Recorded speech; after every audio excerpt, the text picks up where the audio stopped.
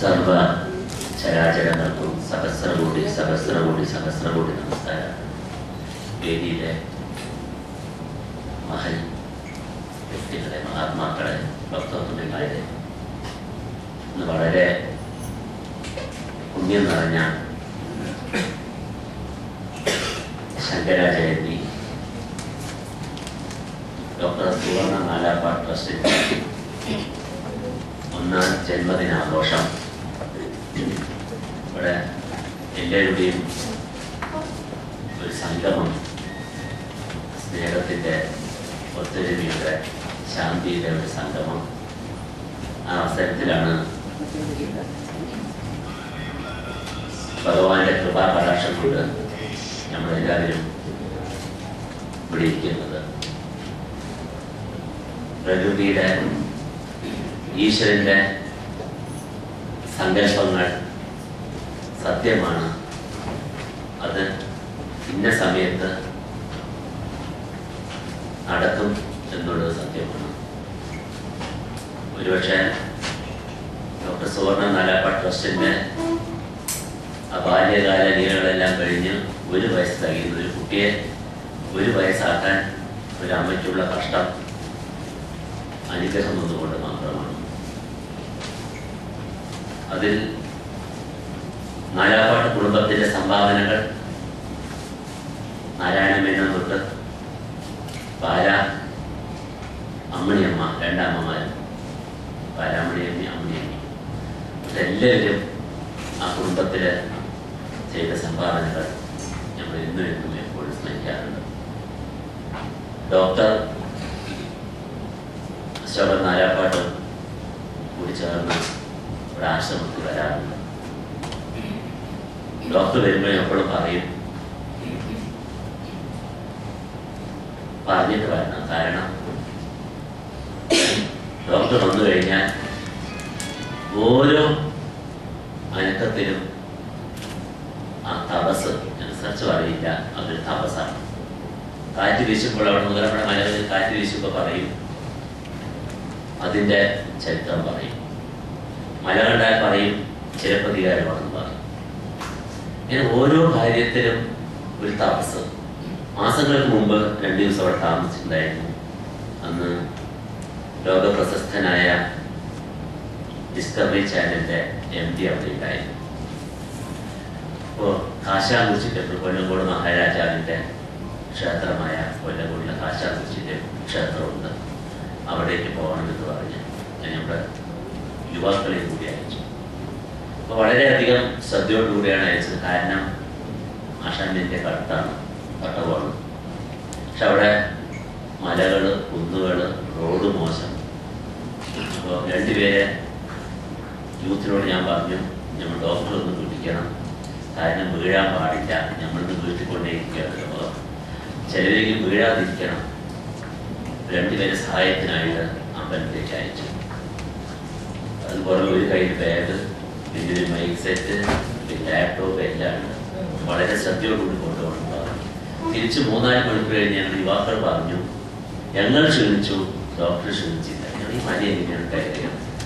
അത് ഞങ്ങൾക്ക് കയറാൻ ഒരുപാട് ബുദ്ധിമുട്ടേണ്ടി വന്നു. ആ സന്നിധി എത്തിയപ്പോൾ പ്രത്യേകിച്ചൊരു ശക്തി, അതാണ് തപസ്. പൂർവികന്മാരുടെയും ഗുരുക്കന്മാരുടെയും ശങ്കരാചാര്യ സ്വാമിയുടെയും സരസ്വതി ദേവിയുടെയും ഗുരുവായ രഘുനാഥ മഹാരാജിൻ്റെയും ഒക്കെ എല്ലാവരുടെയും അനുഗ്രഹം കൊണ്ടായിരിക്കാം.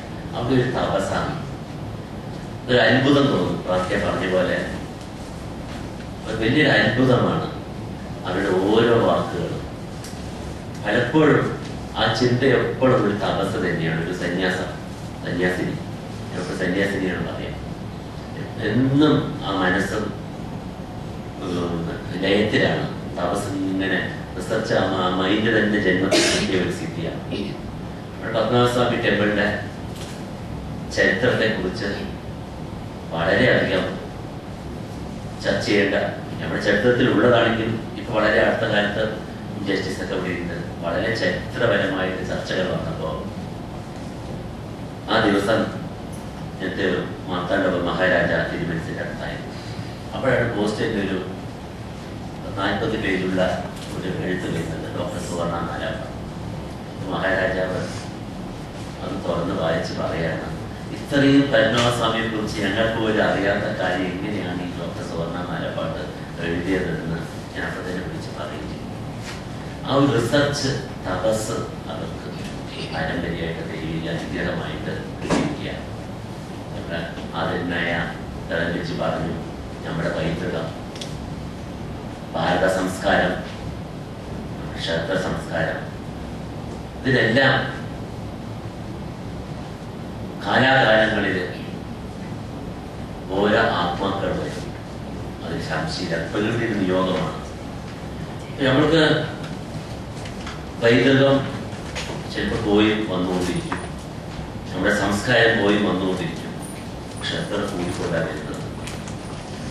ഈ ഭാരതത്തിന്, നമ്മുടെ കേരളത്തിന് എത്ര പേരാണ് നമ്മുടെ സംസ്കാരത്തെക്കുറിച്ചും ആചാരത്തെക്കുറിച്ചും വിശ്വാസത്തെക്കുറിച്ചും പഠിക്കാനായിട്ട് എത്തിക്കൊണ്ടിരിക്കുന്നത്. നമുക്ക് അത്ഭുതം തോന്നും. കഴിഞ്ഞ ദിവസം സുവർണ മേഡം വന്നപ്പോൾ 45 യൂത്ത് ആശ്രമത്തിൽ വന്നിട്ടുണ്ടായിരുന്നു, ജർമ്മൻസ്.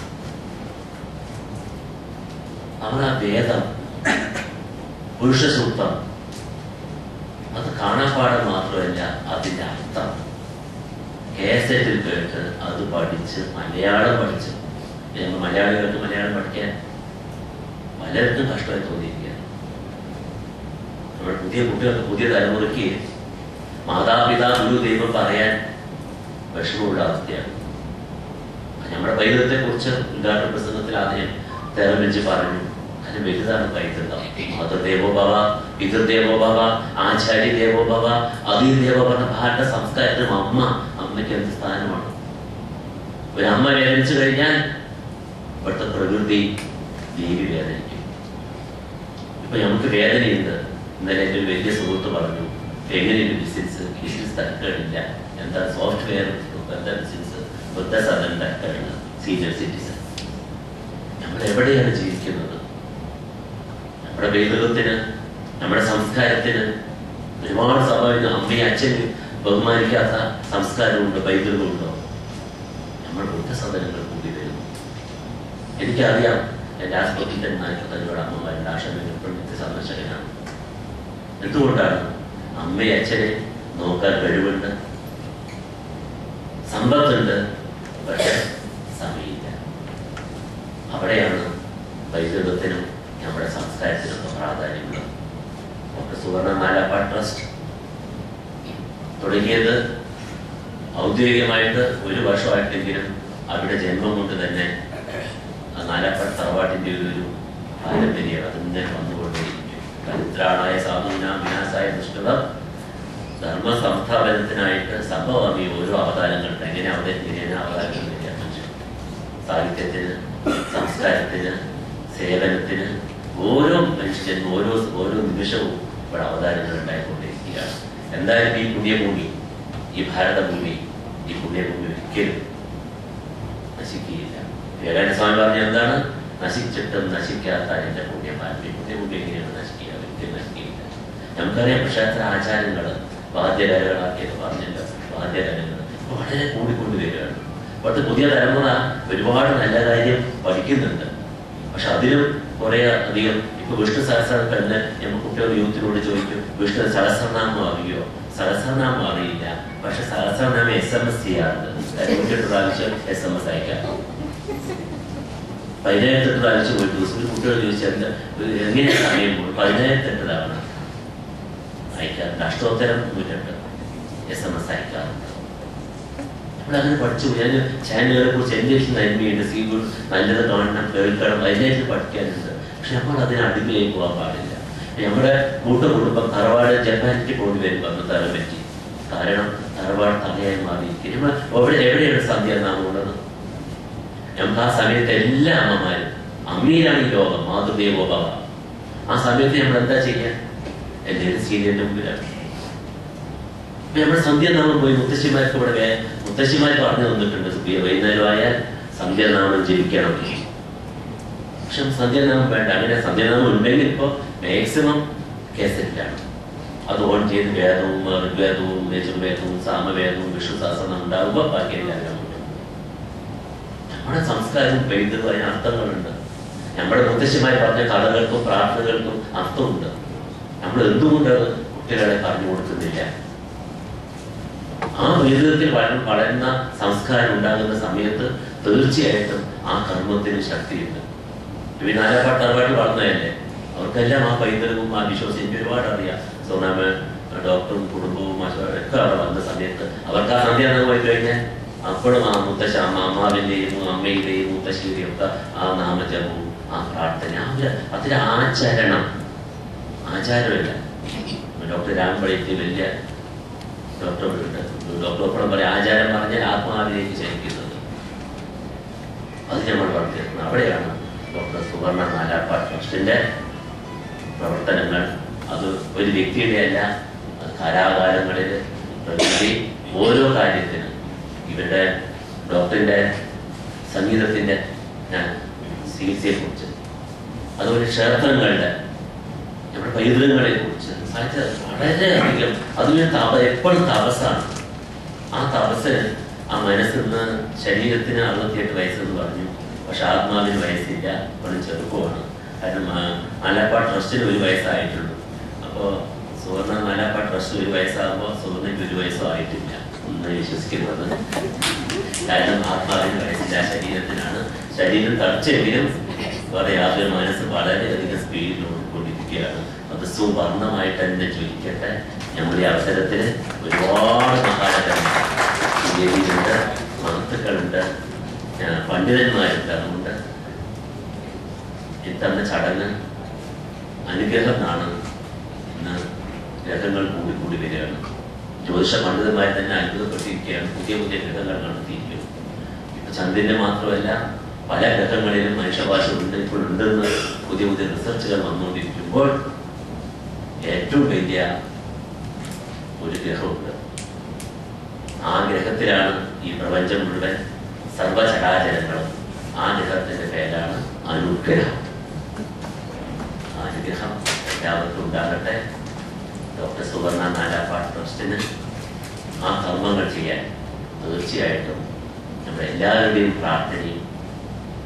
ആ 68 വർഷം ഒരു മനുഷ്യരീരെടുത്ത്, പക്ഷെ ഡോക്ടർ ജീവിതത്തിൽ തന്നെ തുടക്കത്തിൽ തന്നെ സാഹിത്യവാസനയും നമ്മുടെ സംസ്കാരത്തെക്കുറിച്ചും ഇപ്പോൾ മാത്രമല്ല തുടങ്ങിയത്. ആ ഫാമിലി എല്ലാവർക്കും ഉണ്ട്. അശോകനും സഹോദരൻ അശോകൻ ഒരുപാട് പുസ്തകം എഴുതാറുണ്ട്.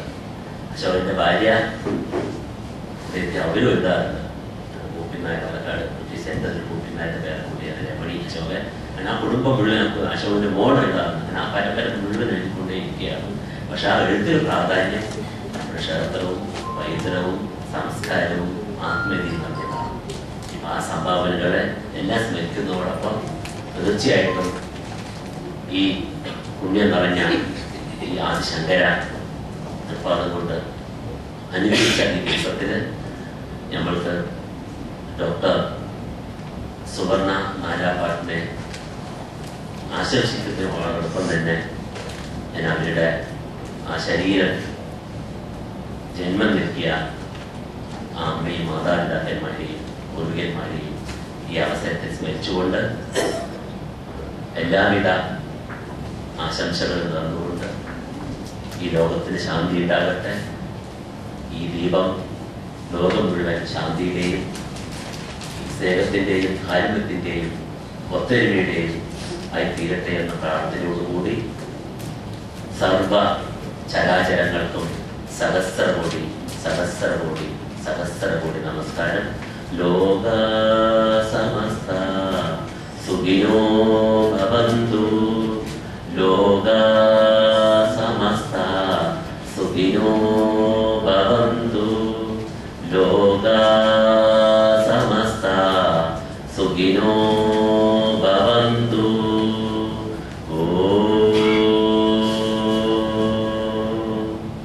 ശാന്തി ശാന്തി ശാന്തി. ജന്മദിന ആശംസിക്കുന്നു. ഒരു സ്നേഹത്തിന്റെ എല്ലാവർക്കും കൂടി ഉപകാരം സമർപ്പിക്കാൻ ഡോക്ടർ എത്തണമെന്ന് വിനിമയം.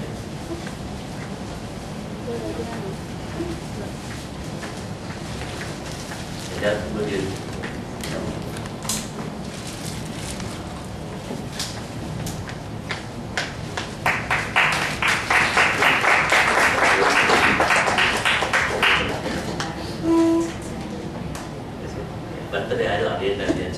അറിയാം.